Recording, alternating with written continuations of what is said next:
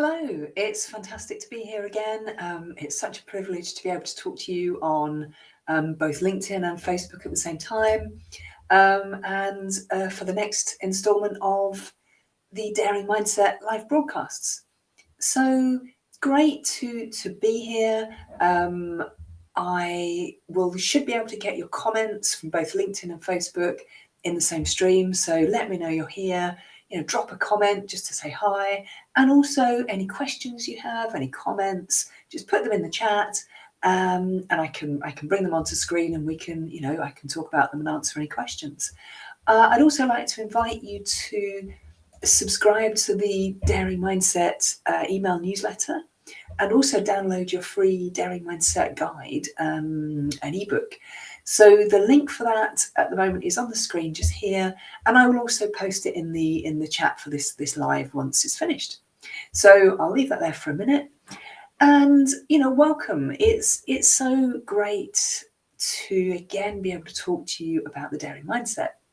Now, I've gone into the program, the framework of the program in quite a lot of detail in previous lives. And if you'd like to know more about those, do please, check out my profile, because all of the recordings of the lives are on there. And also all of the information around the Daring Mindset. And you'll find all of the information about the framework is also in the ebook that you get when you subscribe to the Daring Mindset newsletter. So hi, Dominique. It's lovely to have you here. I'm so excited that you're here. My software doesn't always tell me when somebody's arrived, so it's lovely to have you here. So what I want to talk to you today really is about the impact that the Daring Mindset has had on me, and why it's so powerful, how it's changed my life, and what a Daring Mindset could do for you in your lives. So I'm not going to go into huge amounts of detail around the framework, because it is I've got it there on my profile, and please just always get in touch with me if you would like more information. So why is it such a powerful framework? Well, it's designed both. Oh, hi, Kirsty. It's designed both as a powerful state of being. So to dare is a powerful state of being. I've done some incredibly silly and also some incredibly courageous things as a dare. And it's sort of the idea of daring kind of really fitted my kind of rebellious, mischievous nature, really. I don't necessarily get on so well with rules, but dare's brilliant. So it's a powerful state of being. When you are daring, you're in that place of possibility and excitement and challenging yourself to do things that are way outside your comfort zone. And in the other side of it, the Daring Mindset is kind of a staged pathway to help you, as a summary, to help you think differently, to dream bigger, to really become aware of your awesomeness, your achievements, but also of that anxiety that's coming up. It enables you to reimagine your life and re-energize as you move forwards to something that's that really lights you up. You can be inspired to implement new innovations, which just takes you further and further. Those actions take you further towards your goal. And you also sort of nurture yourself and a gratitude, are grateful for the changes you're making, because this is big stuff. This is big, daring stuff. So that's kind of how it works. So state of being on also a staged pathway. But as I've said before, if it were that easy, we would kind of all be daring. And what happens when we're proposing these really big ideas and these big changes is our subconscious kind of throws up all kinds of, little hurdles and barriers and issues to try and get us to go back into our comfort zone. So we start doubting, we start distracting, all sorts of obstacles come up, and we end up not taking our ideas forwards, which leads us to the belief that we are no good at coming up with ideas. Think about practically every New Year's resolution you've ever made. We start to believe that there's no point me kind of setting these goals or dreams or targets because maybe I don't achieve them. So that can put us into what I've characterized as a doubting mindset. And how do you get between the two? We start with doubting. How do we get to daring? And that's why I brought up a 6-step framework to do that. So I call it the 6 Fs. It's a daring accelerator. And the reason this is so powerful is because it combines both mindset work and really powerful goal setting. Really, really big stuff, really big, powerful goal setting. Because I've done an awful lot of mindset work. My mindset journey has been over 5 years now, 5.5 years. And I've done some goal-based coaching. I have been coached in that area. And I've always found when I do the mindset work, I sort of think, and what's next? What do I do now? Because I've got this great mindset. I really want to harness that. But, it's like anything. If we don't practice it, we can lose that. That muscle just sort of shrinks. And I've done goal-based coaching where I've set out a really good goal and actions and everything, but my mindset gets in the way. So that's why in this framework, in this program, I have combined the two. So we do that really big picture, really big ambitious thinking, and we have the framework then to address the mindset as it comes up, so it doesn't derail us. So we can move forwards and we can let go some of that baggage we've been carrying around for years and years. And so that's why, for me, I think this model is so powerful, because it's like it's an all-you-can-eat buffet of mindset and goal-based coaching. And what I want to tell you about really is now kind of partly how it came about, but also how this approach has changed my life completely. And I just want to come in now and say, if there's anybody here, my software doesn't always tell me there's people here, so do please say hello, tell me you're here, and do ask a question, write a comment. I can put it on screen and we can talk about it. So at any point, please just jump in with a comment or question. So how did the daring mindset change my life? Well, actually, to really understand where the daring came from in the first place, I go back to actually when I was born. So I was born as a child with some very severe heart defects, which at the time I was given a very, very low chance of survival. Now, as I've discovered, and I think as every parent, teacher, and any boss and anybody in authority has realized, is the minute you tell me I can't do something, I will go ahead and do it.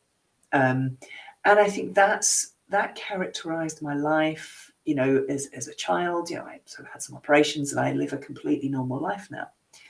But there were some things that maybe I couldn't do in the normal way. So I've always found a way around things that I wanted to do. And, I've lived quite a daring life. So I've traveled to 30 countries. I've got a PhD. I had a very successful leadership career. And more recently, and that's what we're going to talk about, is I set up my own coaching business. And so I think really what I developed, through my childhood and into my adulthood was a sort of, I think, a deep core of daring, and also kind of resilience and determination and sheer bloody mindedness. I think my mum would call it. Maybe stubbornness is a better way to put it. So that for me has always been a core. But at different times in my life, I have had that doubts. I've sort of really, really had low self-confidence and really doubted my ability to, go forwards in a particular direction, or to get a particular job, or, work in a particular field. And most recently, that happened in October 2019. So very nearly 2 years ago. And I burnt out. And October the 17th was my last working day in the office. I didn't know it was going to be my last day in the office. And there wasn't really anything particularly special about that day that meant it was my last day. But what had been happening is for probably, at least a year, probably longer, I had deep down really sort of been doubting about my job, whether it was right for me anymore. So I had a long career in research management, and it was a job that I loved. I was great at it. I worked with some amazing people, and I was on a career ladder because that's what you do. You climb the career ladder, you get to director, and then you get to chief operating officer. And so I'd gone on a course for chief operating officers, and I realized I really didn't want to do that. Really, really didn't want to do that. So I thought, no, it's okay. I'll carry on being a director, and that's fine. But what was happening inside me, which I was ignoring, was just a deep I was losing connection with my values, with what I really wanted to do. So the higher up I got in my career, the less I was doing the things I loved. So I was doing, I was in that leadership role, which, it was a privilege. A lot of it was an absolute privilege. I had a wonderful team. I worked with some amazing people. But more and more, I was doing sort of higher level things that were not really my zone of genius, my zone of excellence. I was doing things that I was good at, but were draining me of energy. But I didn't have perhaps the courage, the awareness to really connect with that. And the more, whenever I did think about, is this right for me? I'll do something else. All the voices came up and said, I'm not qualified to do anything else. I have a very specific skill set that is not transferable. What other job could I get? I felt I couldn't, I was tied in by the financial, what I was earning, and I couldn't have any less money. And so all of these things came up to tell me, no, just stay in the job, stay in the job, stay in the job until retirement, which at that point was potentially almost another 20 years. If we go by the current retirement age of about 68, I was looking at another 20 years of just digging in a job that was making me miserable and ultimately was making me ill, because I was telling myself I couldn't do anything else. Even just a couple of months before I burnt out, I was talking to a friend of mine who, she has her own business, and I was telling her, yep, I can see how being self-employed is great for you. It's not for me. I like being employed. And probably less than 2 months later, I was burned out. So that day, last day in the office, I felt that I was coming down with a viral infection. So again, nothing exceptional happened, but I'd had migraines pretty much constantly for the previous 2 weeks. And I think my body just, out of self-defense, just came up with a viral infection that I get when I'm run down. And I should say, not the virus, the current pandemic. And I got home that evening and I thought, I'm not going into work tomorrow because I feel pretty rough. And so I woke up the next day and actually wasn't feeling as bad as I thought I would. And so thinking, maybe I should go back to work next week because actually I'm fine. And I think deep down that just hit a real seam of fear within me and a real connection to what was going on in my mind and my body. And I woke up the next morning on the Saturday and some, thankfully, very sensible part of my brain just went, you're not going back. What now? And I knew it was right, but it took me another 2 months to connect with that. I had to grieve. I had to, grieve for a job that I liked, for working with people I liked. I had a lot of guilt around my team. I had a lovely team, and I felt that I was betraying them by leaving. I had some enormous identity issues. Who am I if I'm not this person in this job? And I spent 2 months pretty much just working through that process. I slept a lot. I had to let my body recover. And I watched a lot of Marvel movies at the time, which was, what I needed to do. But I remember it quite clearly. I think it was near the end of 2019, and there was something in me that just went, okay, we've done that now. Get up, let's get up. Let's look to the future. And around about that time, I got approached for jobs. So basically, I had these fantastic opportunities to jump from the frying pan into an even bigger frying pan. And for a while, I went for these jobs. There were lots of money. It was triggering all of those things about status, identity, and money, which were huge triggers for me. Huge things that were the things that probably stopped me leaving in the first place. When the pandemic happened, those jobs went away, and I had taken voluntary redundancy and discovered I had made myself redundant in the middle of a global pandemic, where all of my plans had been around getting another job of some sort. So that was challenging. And so what I had to do was just stop and sit down and really, really think about my situation. Financially, I was actually fine, even though I was telling myself not. And I took a really deep, daring breath and took that leap of faith and went, do you know what? I'm going to be okay. I've got money to last for quite a while. I've learned so much in my life. I can learn more. I will be okay. And actually, let's just have a rest. Let's continue, just take some time to figure out what I wanted to do. And looking back, I think that was probably the first big daring step of this phase of my life, to actually stop, to pause and just stop running after my old life, my old jobs, and to stop. And that's one thing I want to highlight is, daring can be anything. It can be not doing as much as it can be doing. So I stopped. I stopped chasing after jobs because they weren't around. We were in lockdown.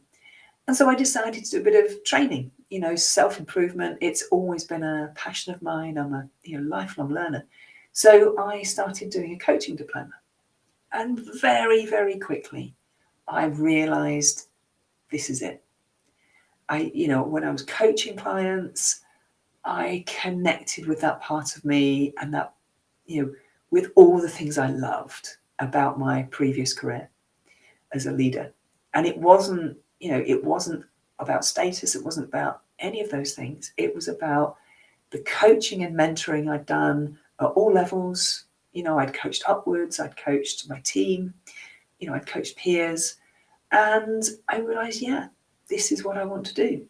And it gave me such joy, to work with clients and see their transformations and support those transformations.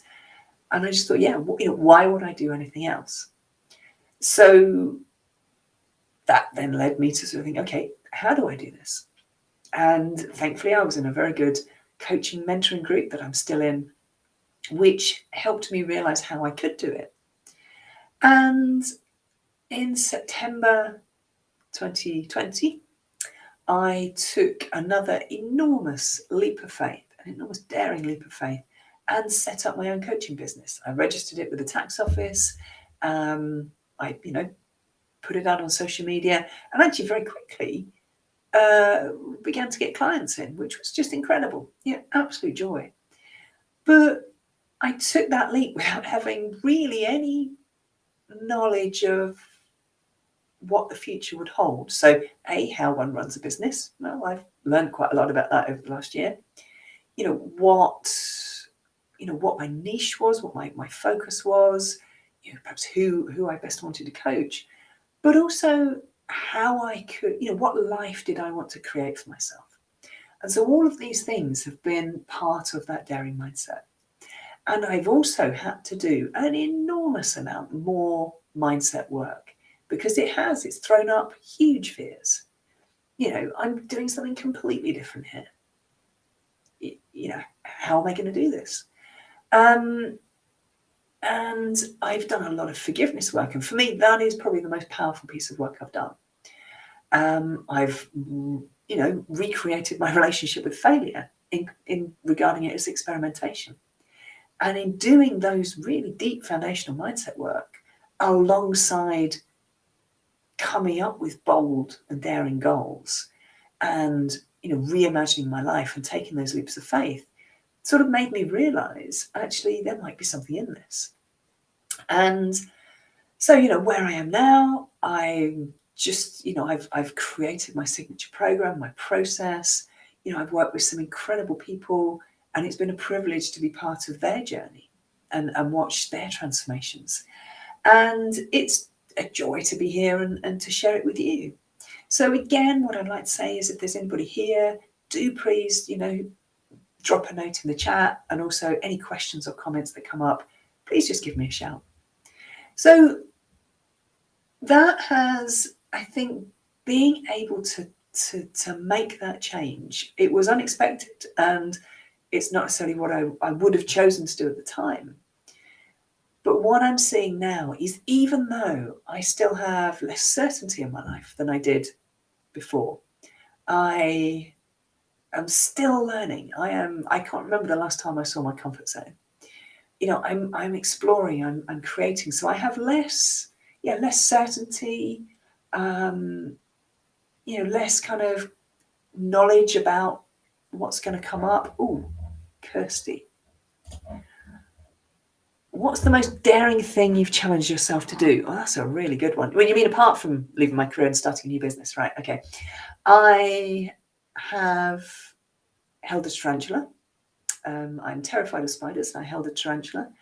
I think in terms of bold things to do, I think going and spending a year in the US. So when I was at university, I was looking for courses, and I sort of wanted to live abroad, but didn't know how. And I found a course that had integrated studies in the USA.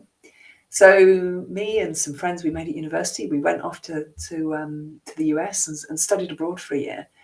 And I think, so that was that was daring in itself. And I think the other daring thing we did while we were out there was travel 10,000 miles by train in 30 days with not much money.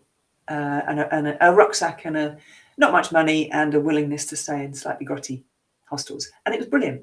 It was absolutely brilliant. So I think for me, just going outside my comfort zone, exploring, but always with a purpose. Maybe apart from the tarantula thing, that was an out and out dare. A friend of mine out and out dared me to hold it, and I did, and it was terrifying. But I survived. So. Great question. I'm going to ask it back. I'm a coach. I ask questions back at you. So, if anybody here has got the most daring thing they've done, just drop it in, and if you're happy for us to highlight it. So, so where I am now. So although this was definitely not on my career plan, not that I ever make 5-year plans, really, I'm happier than I've ever been. And actually, people who've known me throughout the process, or have known me before in my leadership days and where I am now, I think going rate apparently is I look 10 years younger. So even with everything that's going on, I wouldn't change it for the world. And my passion now is to really support other people, other women, to really, really, really figure out, to really connect with what it is that they want to do, what you want to do, and to know that it's possible. If you want to do it enough with the right support, with the right framework, with the right awareness, you can do it. And that's where, Hannah. Hi, Hannah. So how did you deal with the fear and anxiety associated with this change? Brilliant question. Because my previous approach to dealing with fear and anxiety was to ignore them and distract and, generally pretend they weren't there and carry on. So what I've learned through the coaching I've done mostly is, firstly, just acknowledging that the fear is there. So that actually in my framework to get from, to get to the daring mindset, that's the first step, is to get familiar and friendly with fears, because ultimately they're trying to keep us safe, even though perhaps they're not doing that in a way that we want. Maybe they're holding us back, but it's just trying to keep us safe. So the first thing is to acknowledge the fears, to go, yep, you're here. Thank you. You're trying to keep me safe. What are you trying to tell me? And I've had to connect with the fear in my body, and also then start to think about, okay, what is it I'm afraid of? And what I found out, and this is what I've done with myself, and also what I've done with a number of clients, is quite often the thing we're afraid of is, on the surface, actually isn't necessarily the thing that is driving our fear. Because what often happens is there's an underlying fear, perhaps from earlier in our life, from our childhood, which is actually driving the fear. So what I normally do is ask a question. What is it I fear? And with one of my clients, she feared speaking up in meetings, in work meetings or in conferences, even though she really wanted to. So we went through, okay, what is it you fear?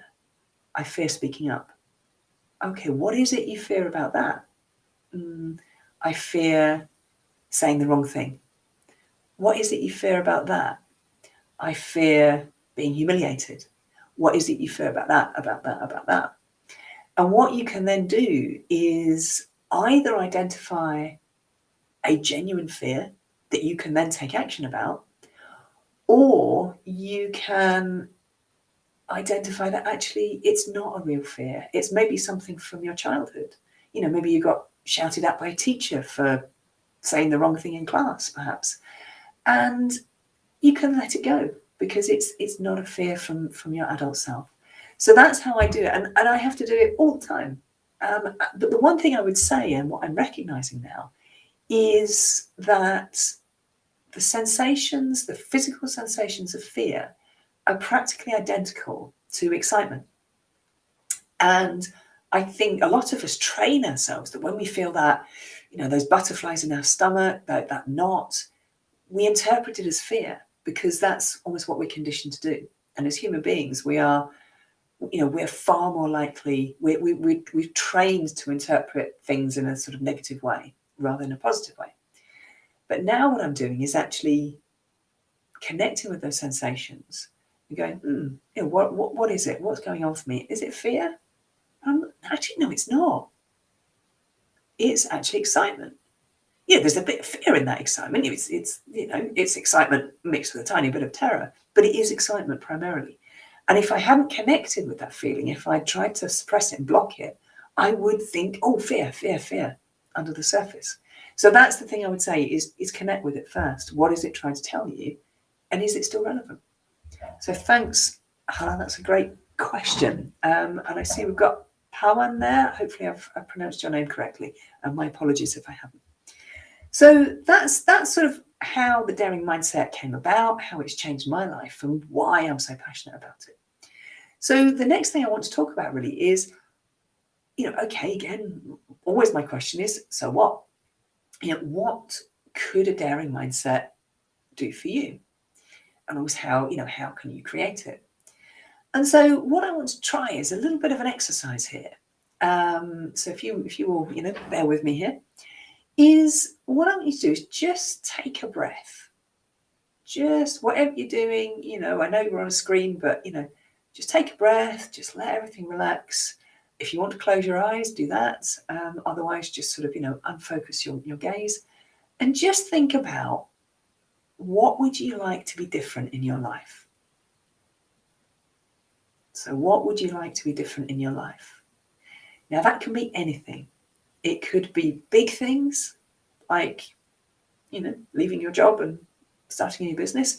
It could be, travel. It could be in your relationships. It could be in your career. It could be financial.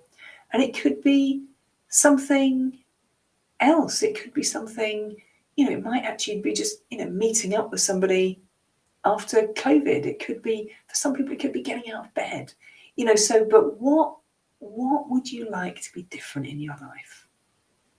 And so what I'd recommend is perhaps writing that down or just making a mental note of that. And so when you think about that, and if you'd like to put it in the chat, do, but there's absolutely no need to do so. If you'd like to share it, that's wonderful, but please don't feel you have to.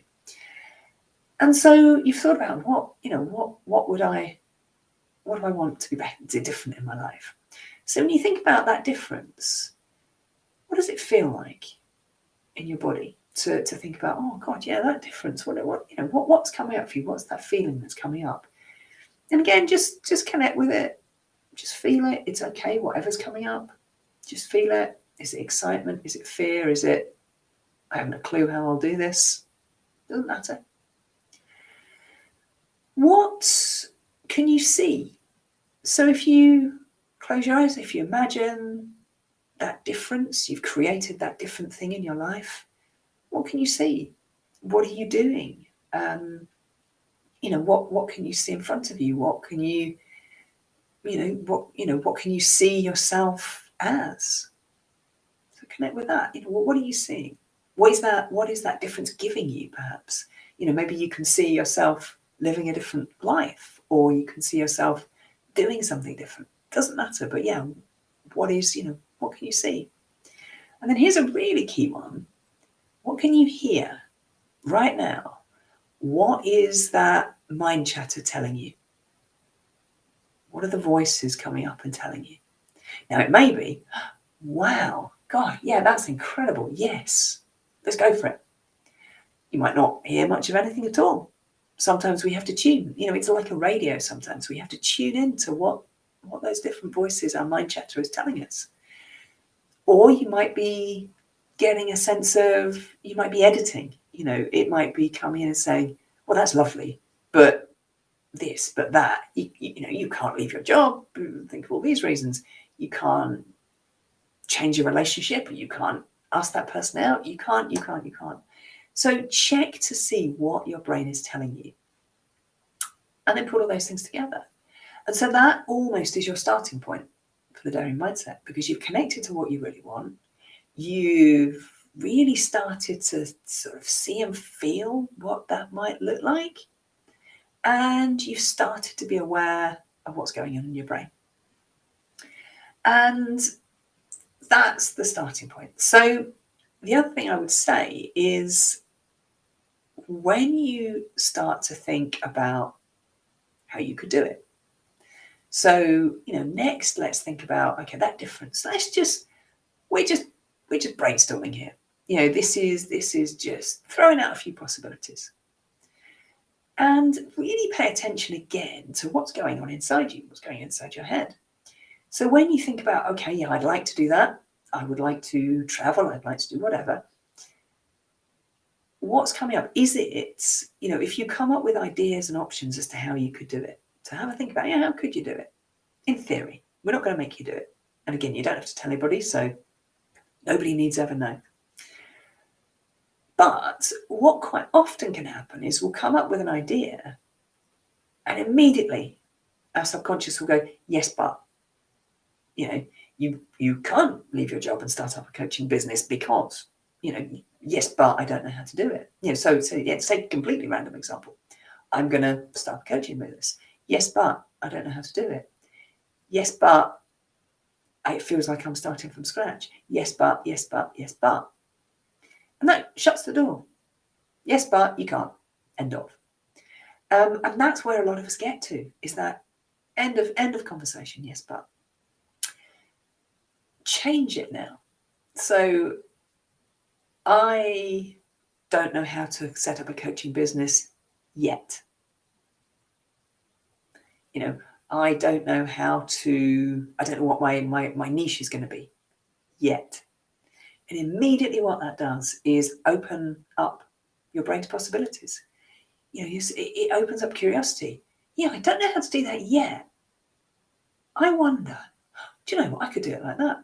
So that's kind of, again, how the daring mindset could work for you. So you're connecting, you're understanding, and you're opening yourself up to possibilities. Now, in the Daring Mindset program, we do this in such a structured way. And I bring all of my 20 years of leadership experience, my coaching and mentoring experience. I bring my own 5-year mindset journey to this. And I bring tools and techniques, from everything I've done over those years. And we bring it all together into this framework that I've talked about, which just helps you to put yourself in that place of possibility, with that connection of what it is you really want. Not what you should do, not what you think other people expect you to do. What do you really want? And then that's our starting point. That is it's our end point as well. That's where we want to get to. And we then work through that. So we work through that ambitious, those bold, hairy, audacious goals. And we work through the mindset work. And the bigger the goals you're going for, the bigger the mindset work that you're going to need to do. And great, we've got a process to do that. So I hope this has been helpful for you. And I'm going to be talking again next week with more daring mindset tips. And I'm also going to be making a very, very exciting announcement next week around the daring mindset and how you can take advantage of it, how you can get involved. So do please, I'm going to put up the, so I've got the how to describe to the daring mindset weekly newsletter with, it's got exclusive daring mindset content and tips and reflections to help you in your to help you with that sort of extra dose of motivation. And subscribers will also get early access to programs. So where there's limited numbers of programs, you'll have early access to that, and also subscriber-only discounts. And trust me, you're going to want those last two pretty soon, because there's some exciting stuff coming up. And if that's not enough, you also get to download your free Daring Mindset guide and ebook, which has the framework, and it also has a guided 6Fs practice to help you create your daring mindset in the moment, wherever you are. So I will drop the link into the chat, into the comments once the live is uploaded, but it's here at the moment. So it's been absolutely fantastic to have you here. Such a privilege to talk to you. If you have any questions and you want to learn more about the daring mindset, do please send me a DM and we can set up a conversation. So thank you for those who are joining.